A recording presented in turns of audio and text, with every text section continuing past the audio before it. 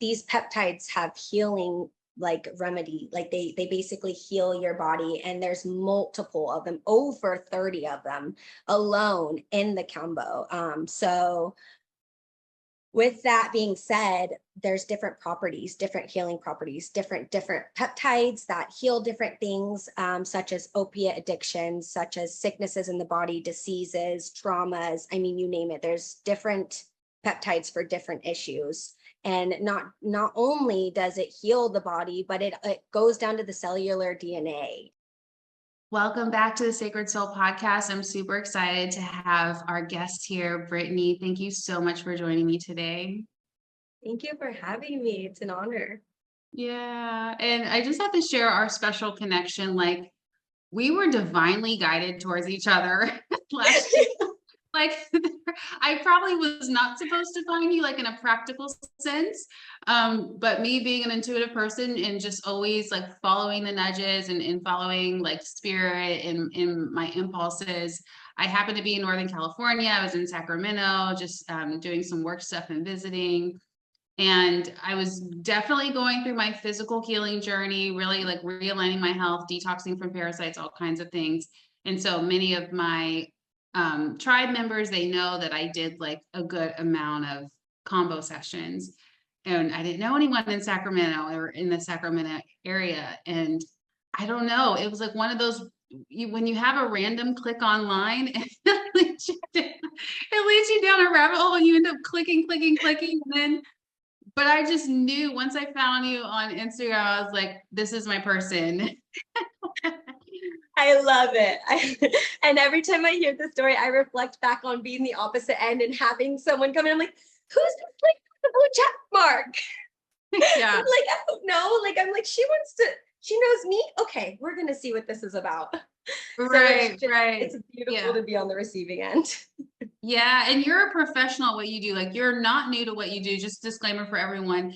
But you're also your online presence is not as potent, and I say this in the most loving way, as it could be. So that's why you were probably surprised. Like, wait, how did she find me? I'm like not even putting myself out there as much, but I think you're probably coming into that phase where you're like, I'm ready. Again, you know your medicine, your craft, like the back of your hand. So yeah, when you get there, you'll get there. But it was just beautiful how we just connected, and then we stayed friends and we shared and then we also exchanged our medicine. I received yours, you received mine, and we have this ongoing think that's friendship. what made it so beautiful, was that like energy exchange. It's just that's the purpose of what I do, to show up and hold space for others, and to also ideally be around people that could also hold space for me. You know, those reflections of who I'm surrounding myself with. And I wanted to touch back on how you found me on social media, because truly I believe that that's intent. Oh my goodness. I just say the authentic self.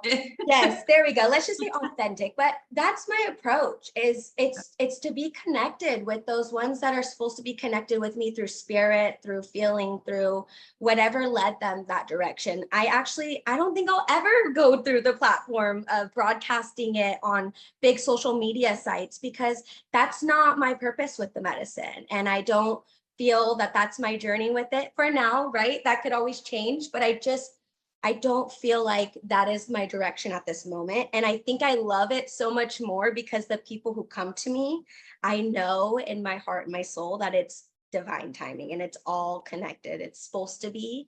And I enjoy the way that people come to me organically. I rather not know anyone at all and help someone and hold space. I also don't mind knowing them and holding space as well, but it's just beautiful when someone can use their will, you know, and go through those uncomfortable emotions like fear or doubt or scarcity, right? And they still push through and they come to me. I'm a stranger, and they come to me and they trust me. And I see that trust in them. Therefore, I want to show them. So I love the way that you came to me. I don't see myself changing. I meet a bunch of people this way, and I think it's beautiful. Yeah, and just to end on that note with that, in that context, it's like we have soulmate clients, you guys. Like we literally have soul contracts with people who are meant to receive your medicine with your way, with your service particularly. So Absolutely. yeah, it's just trusting that and taking action steps, of course, at the right time, but really just Right. trusting it too, having that intention, which is so beautiful. So Brittany, I want to ask you my favorite question that I like to ask most of my guests. Who are you and who are you not? Right now, I'm a soul living a human experience, stepping in, mixing with the essence, and showing space and guiding others home. Mm, I'm just here to guide others home, to just be, to show them, just be you. beautiful. And do you have any awareness around who you are not that you would like to share? I am not the same woman I was yesterday, nor am I the same woman I am tomorrow. Mm, chills. I say that often too. I'm not who I was yesterday, but the way you said it, there was like a different key and code in there. Beautiful. So Thank beautiful. you. So, like we said before, you're this beautiful medicine woman, beautiful energy, so nurturing. But as your journey progressed throughout your life, what was one pivotal moment in you really, whether it was a breakthrough or you coming into your authentic self or coming out of the false self, however you want to think about it? My daughter, my having a daughter was my like, open up your eyes, take off the goggles, look at this life. This is now your responsibility. And now it is your job to create this guidance, this role model, this woman to the, like an example to this little pure, innocent life. And for me, that was when I kind of stepped out of this haze and I just was like, I'm no longer just going to exist, I'm going to be. And I knew that in order to raise a strong woman and a beautiful woman, that I had to start with myself. And I just started to go inward. It was, my daughter is 5.5 years old. So my journey started about 5.5 years ago. Mm, beautiful. And what was life like? Just a summary of it. What was it like before the 5 years? Before I had her, it was dark. I was partying, I was drinking, I was using recreational drugs. I was really just numbing and escaping because I felt this burning, fiery soul. Like there was just something in me that wanted to be more, but where I was with the trauma that I had experienced in my life, there was no way to move that until I started to clear space. Mm, So being uncomfortable. mm, yeah. And would you say there was some numbing? Oh, very much so. Very much. Most of my life, I felt like there was numbing. Um, After doing work with you, especially, I realized I lived a long time in that numb state, which was why I couldn't move that fiery feeling. But I always felt uncomfortable. Therefore, I was resorting to drugs and alcohol and to the party and that social high of feeling like I was loved at that moment by the people who I was with, because again, there was a key that I obviously didn't feel love when I was very young. So I was searching for it in any way I could possibly find it. And at that moment, it wasn't a beautiful way that I was searching for love, but it was the only way that I was receiving. So it was the only thing keeping me kind of still there until I realized my daughter was such a bigger vibration of love and a real vibration of love, that it was more important for me to come out of that numbing state and to move through this uncomfortable part or this process through my body. Because now looking back at it, it was just my body trying to like scream for help, right? Just like, save me, do this, do that. But that numbing, it's powerful. It's very powerful. And I let it take over for a long time. Yeah. I also feel like it was taught. My mother, she was, and her mother, and gosh, probably even more before that. But I'm learning too, as this goes on, that this was also a learned behavior and that I subconsciously picked up on this along the way. Yeah. But once we start to get this awareness, and I tell everyone, it's like, it doesn't matter how long it takes us. It really doesn't. It's just, it's as long as you are open to the awareness. It doesn't even have to be perfect. It doesn't have to be consistent, because we're all on our different journeys. We all signed up for different experiences. But just being open to the awareness, like just having self-awareness, and finding some way to evolve, because Right. I think that evolution is a requirement in this universe. It's just my personal opinion. Yeah. And so I want to ask you, what are some things that you have not been honest about in your life, to yourself or other people? So, one thing that I have not been honest about with myself would be my gifts, my powers. And to other people, the same thing, showing them, not hiding it, not protecting this gift or this image, or maybe this reflection on how I would make my family members look by stepping into this gift or power because it was different.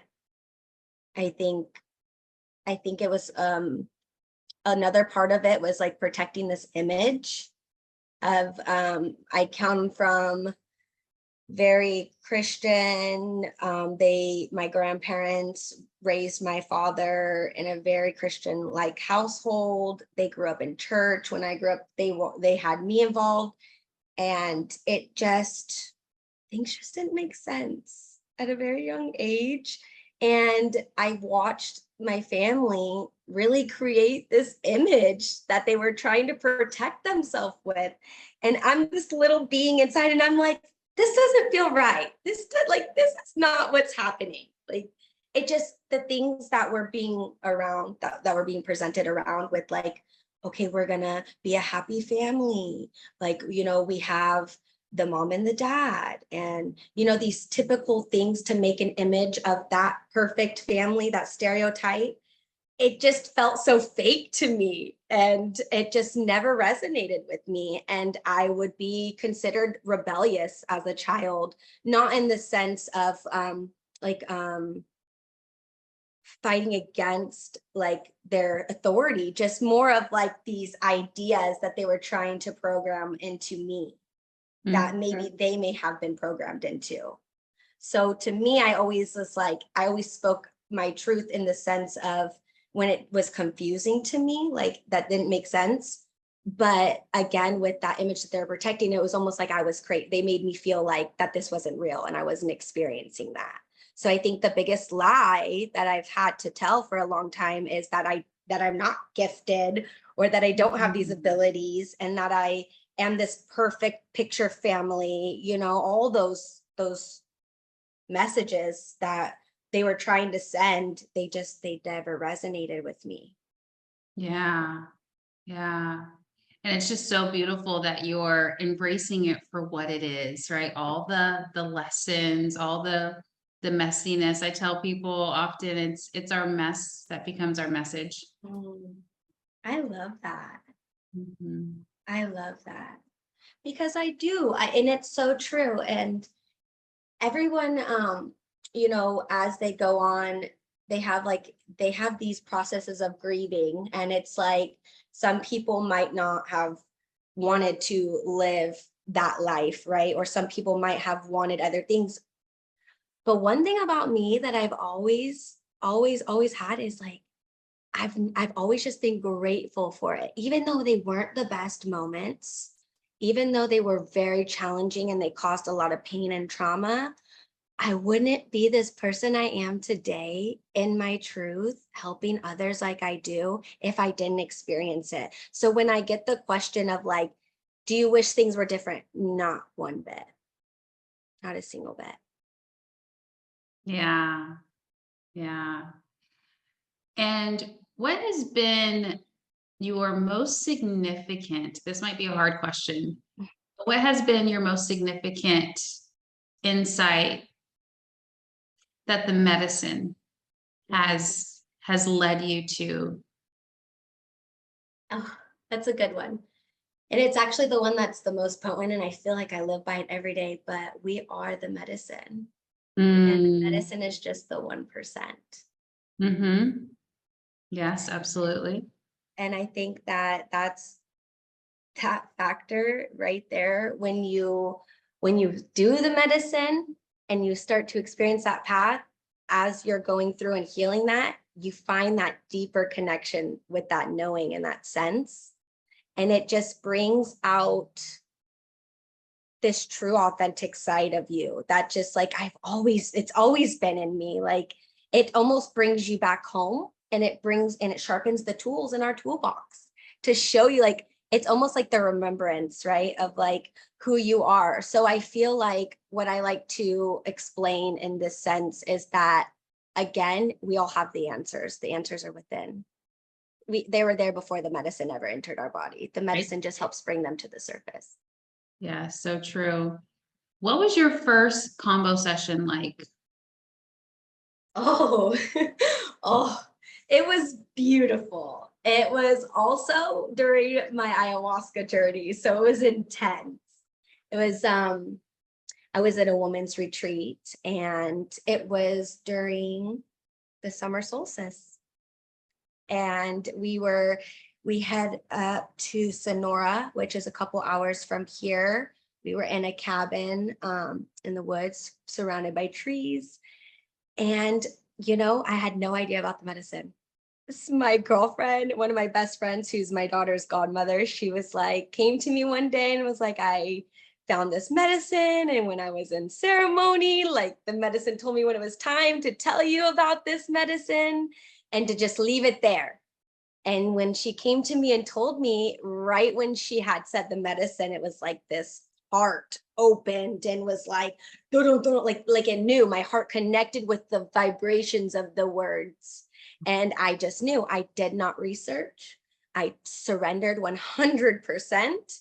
I did not ask questions. I don't suggest this. Please, please, please do not ask questions. Do your research, check your people, do all of those things. But I just surrendered to this process and I just followed. And I ended up in this beautiful women's circle.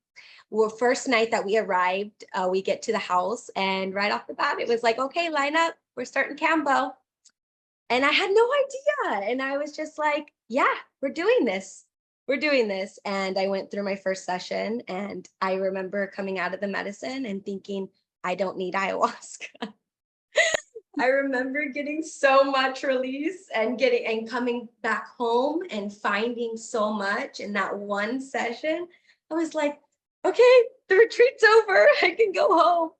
But I didn't. I carried on, and I sat with the medicine next morning, and it was one of the most transformative experiences. One thing I will say is that we always try to set our intentions for the medicine, and it's so beautiful to have an intention. But at the end of the day, the medicine always has the intentions for you. So it was funny because I had set intentions for this beautiful journey. And when I went to the medicine said, no, honey, no, no, no, no, no. That was not for you, and gave me what was for me. And it was just a humbling experience because I kept this thought that a lot of my pain was from my father, and I carried a lot of this anger towards him and bitterness and resentment. I even stopped talking to him for years because I was so upset with him and the choices that he made in his life, and he was continuing to make in his life, that I just let that anger and resistance kind of just take over, and that numb and that void. And it was just a mixture of those two, or all of those three. And then I remember coming out of the medicine and like just dissipating. Like it was just gone. And I just remember crying, like pure joy, to feel so light, to not carry those feelings and those words to have the same vibration. There was just this instant release for me. And, one thing I will share that I learned in that experience was how bad my feminine was wounded. And I think that was the beginning of my journey. And when that one ceremony showed me how many beautiful women could show up to a space to be brave enough to surrender and to really like face these traumas, these energies, these emotions. I mean, everything, to see these women of all ages. I mean, from the age of 12 to 60, of all ages, come and in one space. We didn't know each other, but we held space for one another.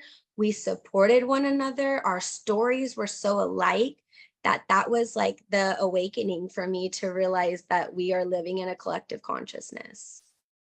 Yes. Yeah.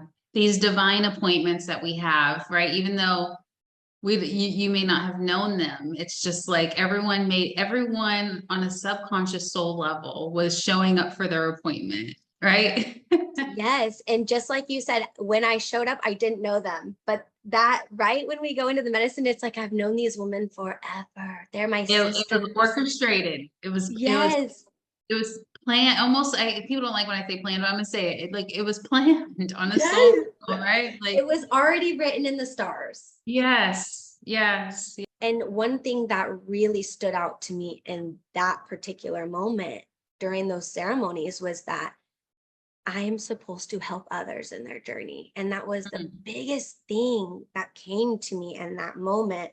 But I also had this sense of knowing that I had to help myself first. So I wasn't trying to skip steps. It was just more of like this knowing and this sense of being that like this too was all part of the plan, to step into that, to see this, to know that, to have that deep sense of knowing and remembering that I'm here to also heal and to help others heal.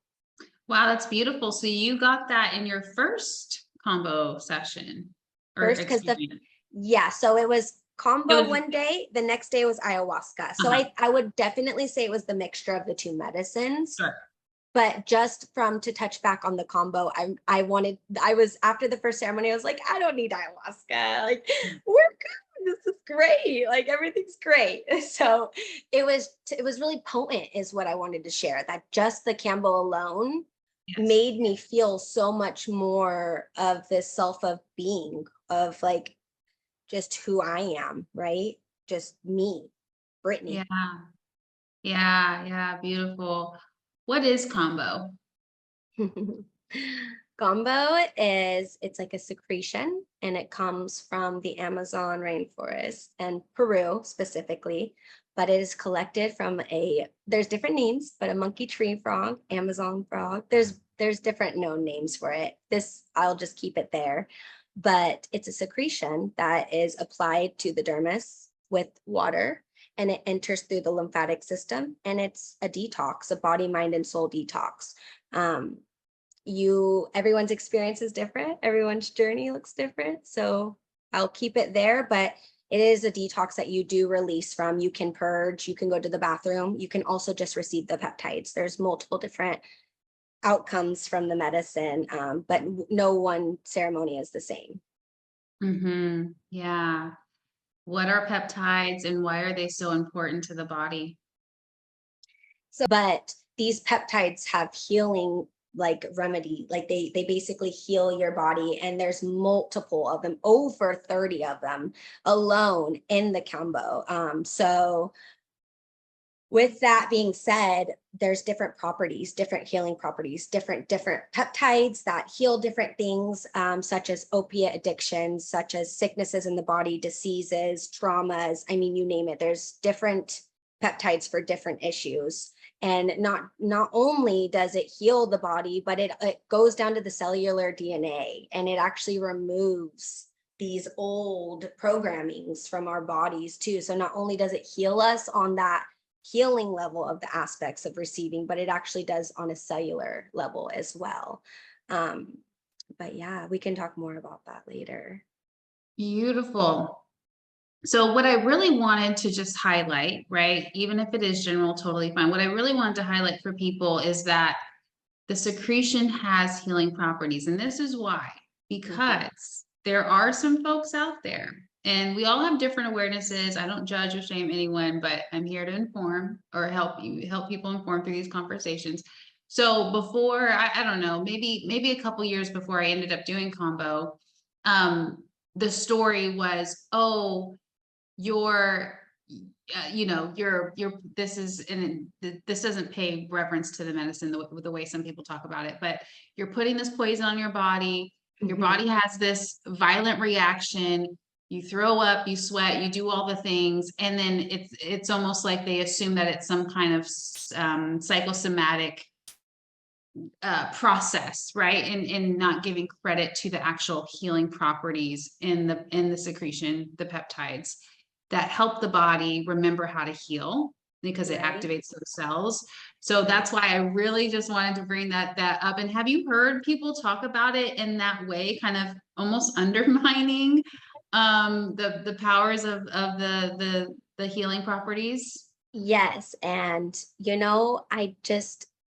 when that happens, I try so hard to just allow them to be in their space. I give information so that they're not misinformed.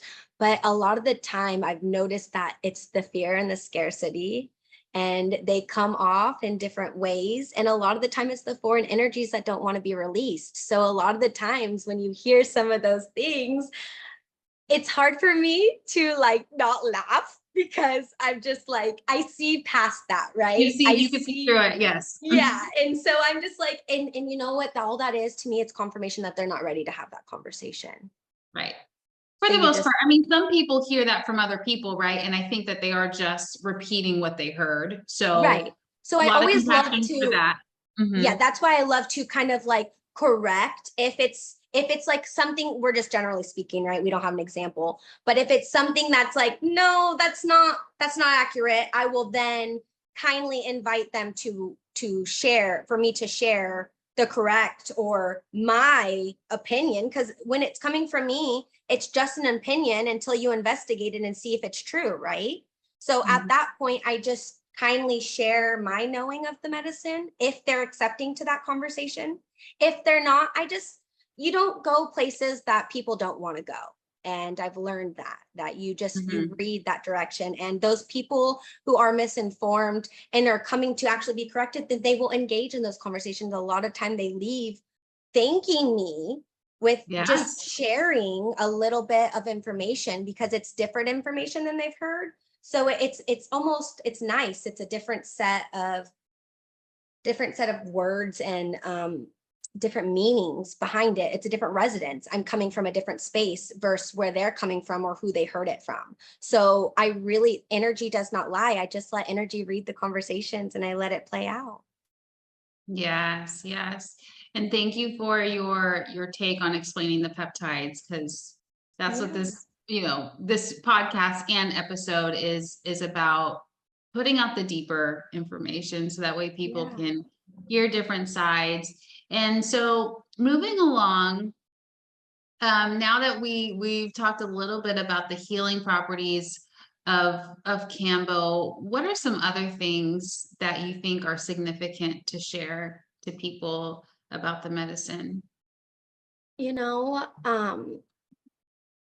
thing about the medicine is that I have learned that it has its own beautiful transformation in each person. And what it gives everybody is a little different.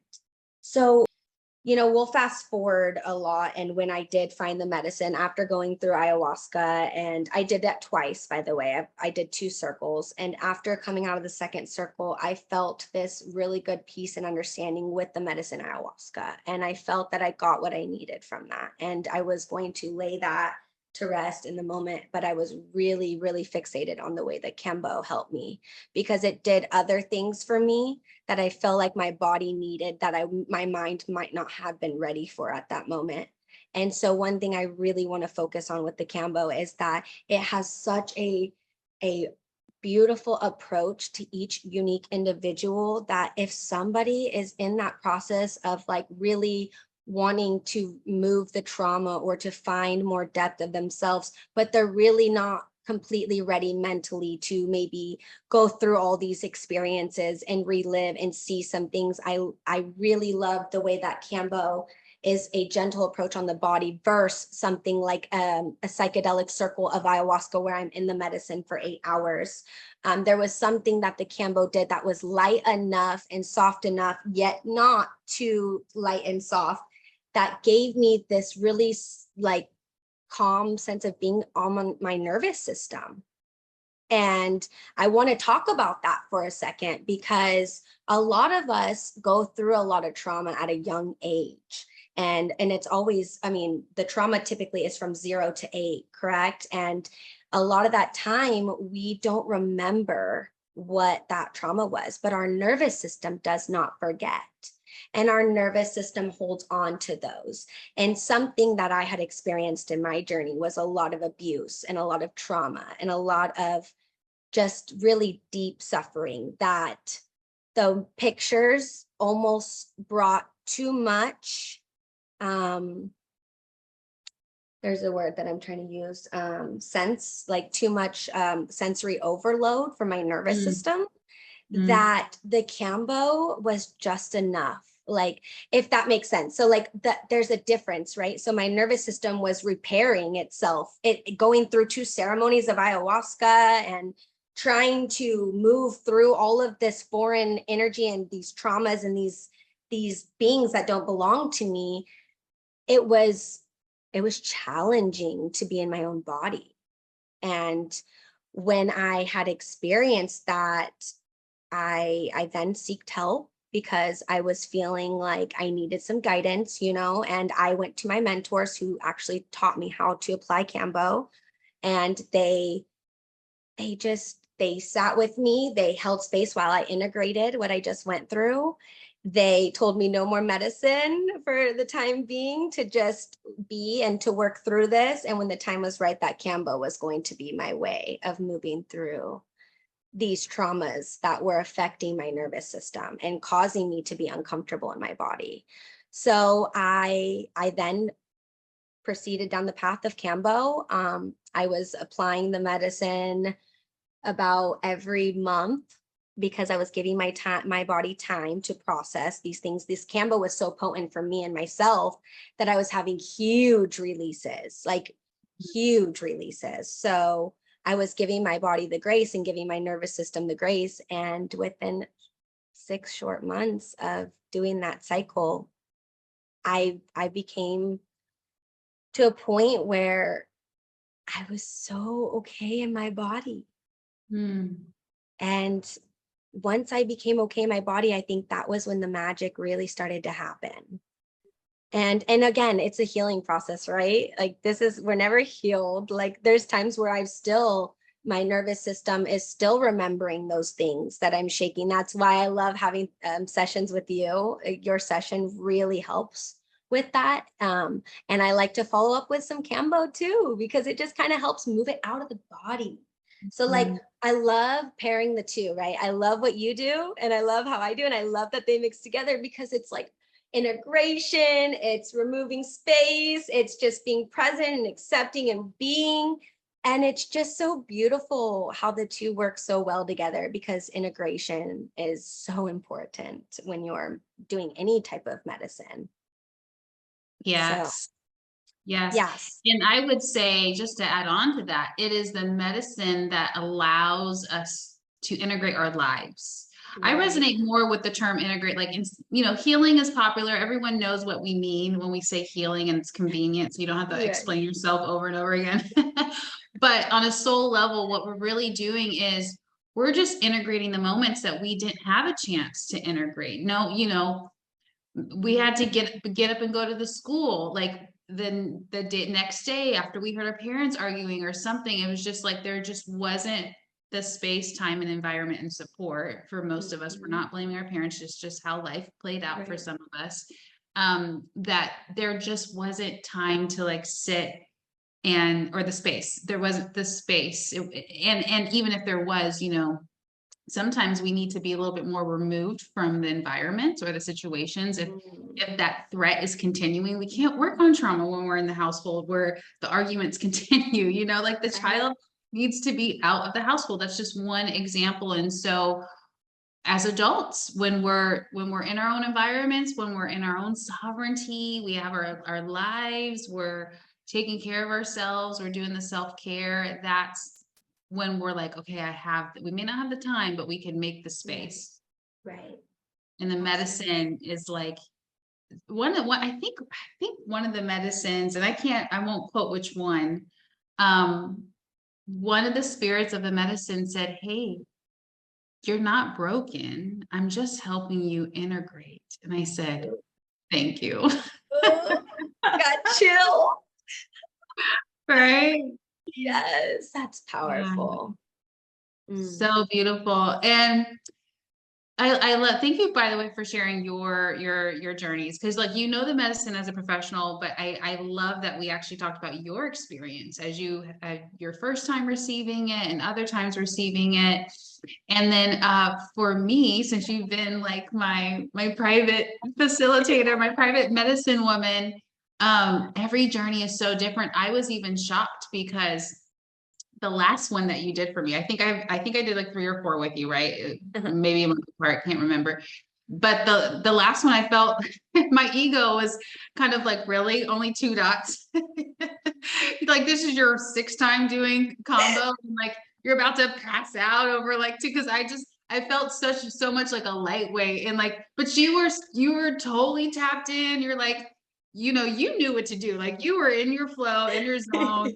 You were not in your ego. I wasn't in my ego per se. And I don't think the ego is the enemy like most people. It's my amigo. So I allow it to kind of just talk to me, but I could hear it like on the side, like, are you doing okay? Can you handle it? And I'm like, oh, I think I'm gonna pass out.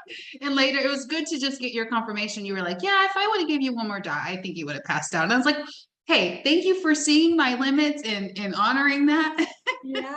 Yeah. And one thing I really just want to talk to you about, because, and I'm just bringing so maybe awareness to the medicine field and this is why it's really important to do your research on who you're sitting with and make sure that the person that you're sitting with, that what are their values? Check in with their values. What are their principles? Are they living this life of these values and these principles and these beliefs, or are they living 2 different lives, and the reason why I bring that up is because a lot of the times we think we need so much medicine and we think that that's just the answer. And what I've learned is it's not always the answer, and that more times than not, less is more, and just integrating those experiences enough, not just, okay, recapping what just experienced. No. Like, I mean, like going in deep and finding those uncomfortable spots in your body where they don't resonate, and those things that don't have the same vibration, that don't sit with us anymore. Because again, I feel like, first, like, you're coming into the medicine, right? And you're thinking at that time, like, oh, you're only 2 dots. Again, that's this belief that you have that you needed more medicine, that somewhere along this line, I don't know if it was another journey, I don't know where that came, but something implied that you had this belief that, that you needed the more, when really you didn't need the more. You have it in here. Right. This is the medicine. And right. That, like, and so just that important factor of like, if someone's using like 12 dots of medicine and you think you need all this, like, check in. That's all I have to say. It's popular. Yeah. And so just to circle back, just to get clarity, I love your tip here. How do people, how do they get to know a Kambo's practitioner's values? Like what do they ask something? Like what? What's the thinking process here? Honestly, the bold answer is yes. Ask. Like, put them on the spot. Just, I mean, is that the question though? Is there a better question? Well, yes. So I feel like, this is where I feel that For myself, I like to do introduction calls where I'll have someone fill out an intake form and I go over their intake form before I jump on the call. And then I have a meeting with this person to see if they even are ready for the medicine. And I think right there shows a value, right? Right there alone, my actions. So maybe you don't even need to ask the question so much. Maybe just pay attention to these things that are becoming present. Are they just accepting your money and just taking you? What are they doing? Are they giving you prereqs? Are they giving you information on these things before the medicine? Are they, just maybe these signs? And if you're not getting those signs, then ask. Mm-hmm. I feel like, again, it's going to be the energy. It's going to be the person, perspective, all of that being combined into it. So if you are interested in the medicine and you are looking for someone, a safe person to facilitate, just do your own body scan, do your own research, do your own, pay attention to their mannerisms, pay attention to the way that they're handling, you and your case. Are they assertive? Are they there? Are they, just those things. And I think that right there, you'll be able to see. And if you can't see and you do need more confirmation, I feel like everyone has the right to ask the person who is serving the medicine questions about their journey. Okay. Feel that it is. And but thank you for that. Cause I don't think people would know. I don't think as us, meaning the participants, that would it cross our mind. Right. But thank you. But thank you. Yes. Cause so anyone listening, if you are, and I think this goes for any medicine, not just Yes, Kambo, but absolutely. yeah, if you are, willing to receive the right person for you in this process, ask questions about their journey. That will get the conversation going. You'll be able to receive their answer. And even if the words are saying one thing, the vibration behind it will give you the real deal, right? Absolutely. Yeah. Beautiful. I love, and that's what we clicked on, I think so early on is you were so dialed into a guided process. Like you're in the moment, you're listening, you're sensing, you're blowing tobacco on like one part of the body, or blowing tobacco to see like where does the tobacco lead you. Like you're so intuitive, like the feminine energy. And I think this is a compliment because you mentioned earlier that your feminine energy was wounded throughout life. And I think most of us, before this podcast recording started, we were talking about the witch wound very casually. But a lot of us incarnated, embodied right now, like that's part of our agenda to heal it so that the people coming after us don't have to deal with it. But your feminine, so for someone who has had wounded feminine energy, and so did I, if mine was on a spectrum, I proudly admit that I was really wounded in my feminine. But for you, but the feminine is what guides us. It allows us to receive the energy, the information, the medicine, the tobacco, like the person who you're dealing with. You're constantly, or you were constantly like, oh, let me see your eyes. Okay. Just so present. So I just, kudos to you. Like, thank you. That means so much. It's been one of the most fulfilling paths to walk down. I just feel like this sense of being, it's just so beautiful to watch someone work through their own shit and experience them to just come out on the other side. I just remember my own, and that was my favorite part of my own, was coming out on the other side. And I just love everyone's journey. I love watching it. I love being a part of it. I love helping the process of it. It just makes me feel like right now my whole body is hot and tingling and just all like, because when I talk about it, I just feel like the medicine in me is working. Yes. Oh, love it. So I can't believe our time is almost up, and Spirit is giving me a question to kind of end us with. For those of us, or for somebody out there who might have just had a Kambo journey, whether it's their first or their fifth. What are your personal, this is the expertise that you're unique in, your perspective. What are your aftercare tips? I would say someone who just sat with the medicine, the first thing is going to be the elements. Go incorporate the elements into your Mm. daily. I want you to, that's what I would say. I would want you to go put yourself somewhere in the water, in the nature, and out somewhere in the elements and become grounded in that. I then say, your diet is going to affect everything. So just because, we started this diet before the Kambo, I would like you to continue it after as much as you possibly can, because what we feed our gut is how we feed our mind. So while we're moving through this process, it's really important that you are maintaining for what you can do by watching and being aware of what you're putting in your body. So the elements, the diet, and then I also tell them to be very aware of what they're listening to, what they're watching, and just where they're surrounding themselves in those environments. I think those are main tools that help someone who just sat with the medicine go through and work through the rest of what they need to work through. Those are powerful. Thank Mm. you. How do people find you? Britt_Elizabeth 95. Beautiful. Thank you so much for joining me here. It's Thank you been a for having me. It's been pleasure. beautiful. Namaste, everyone.